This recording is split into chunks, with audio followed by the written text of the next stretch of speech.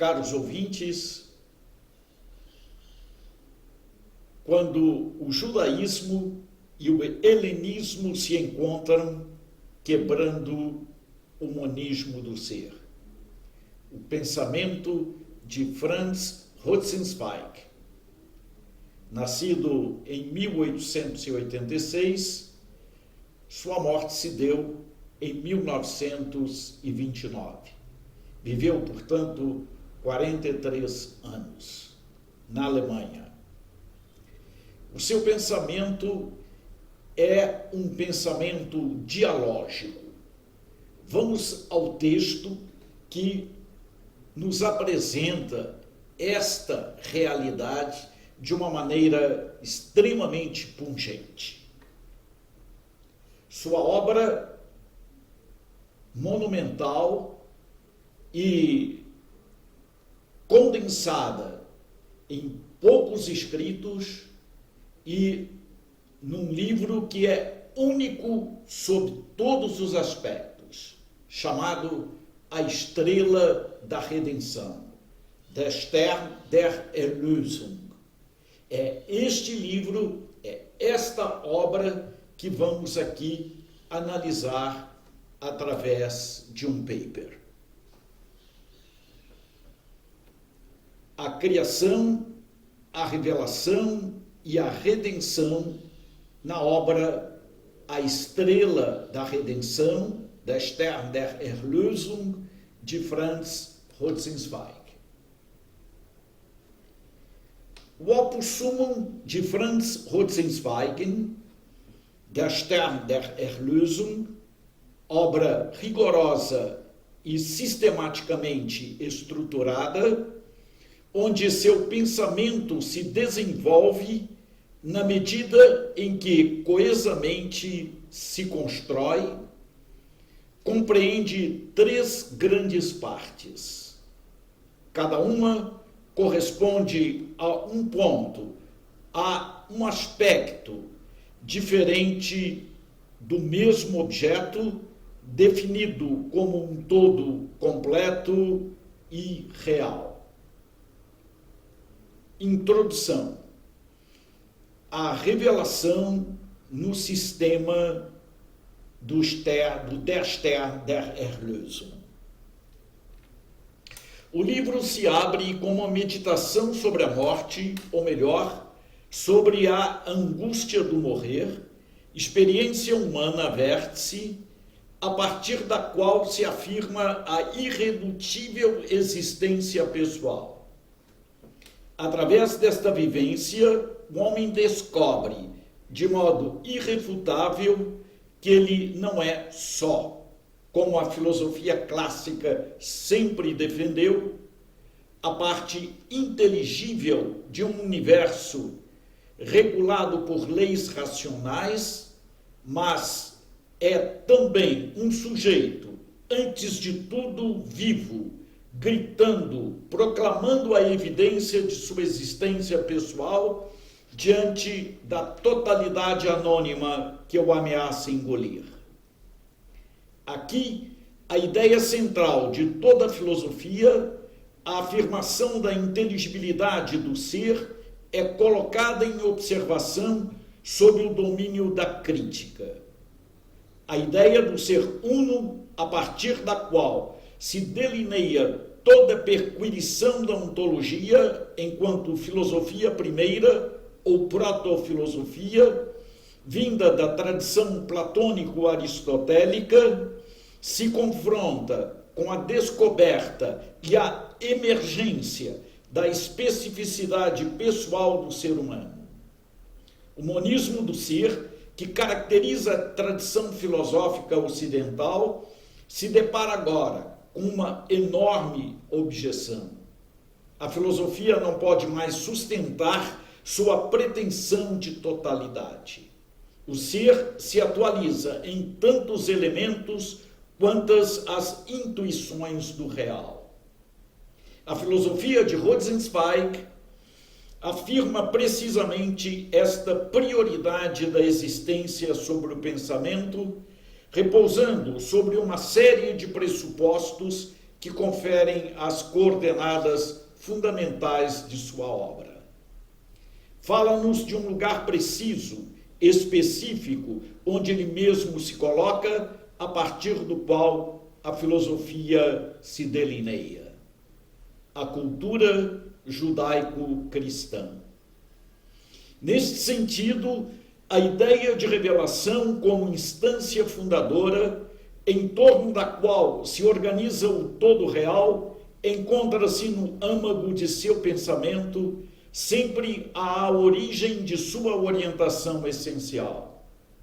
Esta é a razão pela qual se impõe espontaneamente a Rosenzweig a visão do real, quebrando o monismo do ser e repousando sobre 3 intuições originárias: a facticidade, Tatsächlichkeit do homem, do mundo e de Deus. A apreensão desses 3 elementos que se configuram no conjunto do real é o modo como Rosenzweig quebra o monismo do ser. Nesta quebra, o mundo, o homem e Deus aparecem cada qual à sua maneira, em sua realidade redutível, absolutamente separada. Por oposição a uma abordagem tradicional, onde cada uma das 3 substâncias correria o risco de ser reduzida, nesta formulação absolutamente nova, Rosenzweig as faz subsistir lado a lado na existência, onde toda concorrência fica eliminada, ausente. Estas 3 intuições elementares garantem, de algum modo, a dimensão sensível do real. A percepção realista de um mundo onde cada um dos elementos integrantes permanece fechado em si mesmo, configurando-se como autônomo, Rosenzweig vai encontrá-la no modelo do universo do paganismo, ou seja, na civilização greco-romana. O deus do mito, a cidade grega, o herói trágico, encarnam para ele as 3 figuras arquetípicas de Deus, do mundo e do homem em sua facticidade, em sua separação original. A primeira parte da obra da Stern der Erlösung é consagrada à tipologia do paganismo, na qual Rosenzweig diz ver aí, mais do que um momento histórico, uma categoria fundamental da apreensão do real. Sem esta intuição, correríamos o risco de nos dissolver inteiramente no mundo virtual, nos fantasmas da síntese idealista. O paganismo, como categoria fixa, equivaleria a uma intuição pré-reflexiva do real, que estaria subentendida em todas as experiências próprias nossas, mas sem delas fazer propriamente parte. Para Rosenzweig, só há experiência a partir da relação. A realidade na qual vivemos é sempre a de objetos em relação uns com os outros. Tudo se relaciona, não há experiência de entidades em si. Tais entidades só se domam ao pensamento conceitual na medida em que este se abstrai da experiência e volta, mediante um movimento reflexivo, para os dados elementares que jazem dentro de seu interior, subentendidos. Em outras palavras, os 3 elementos originais, elaborados separadamente pela cultura pagã, só se deixam ser apreendidos pela consciência moderna e contemporânea judaico-cristã em sua relação recíproca. A relação de Deus com o mundo, criação, a relação de Deus com o homem, revelação, e a relação do homem com o mundo, redenção. Relações reais subsistentes. A passagem do conceito à existência, ou seja, do paganismo ao período judaico-cristão, se instaura uma verdadeira reviravolta semântica. As categorias, entidades descritas na primeira parte da obra, do Der Stern der Erlösung, de repente surgem de novo, ressurgem à luz da experiência vivida como realidade portadora de um sentido rigorosamente novo. Não que uma ordem venha em substituição da outra. Entre o mundo da fundamentação e o da experiência, a relação não é a da simetria, mas a da inversão, ou mais precisamente, a da conversão. Deus, o mundo, o homem, quando são apreendidos não pela razão, mas pelo tecido da existência, não aparecem mais como substâncias fechadas em si mesmas, mas como puras transitividades, origens e termos de movimentos orientados para algo diferente, que não se confunde ou coincide simplesmente com as origens e os termos em questão.